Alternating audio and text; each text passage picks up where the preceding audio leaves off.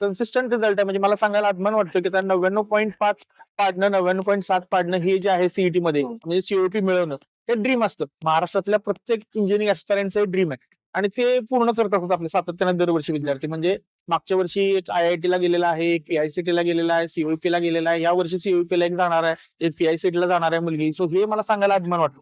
आणि माझं असं नाही की ते 2 आणि 3च विद्यार्थी, तुम्ही बाकीच्यांचे सगळे रिझल्ट बघा. म्हणजे या वर्षीची बॅच आहे त्या बॅच मध्ये साधारणपणे आपले जे काही विद्यार्थी होते त्यातले निम्मे विद्यार्थी 50% विद्यार्थ्यांनी 90% वर स्कोर केला. बोर्डला ज्याला ऑलरेडी 94% 95% तसा विद्यार्थी तुम्ही घेऊन तुम्ही त्याचे रिझल्ट काढणं ही एक गोष्ट झाली.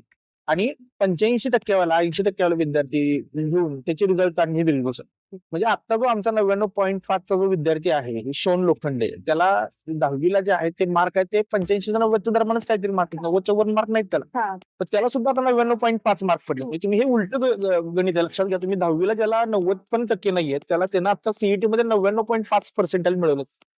ते पेमेंटेबल आहे, हे आम्ही अचीव्ह करतोय.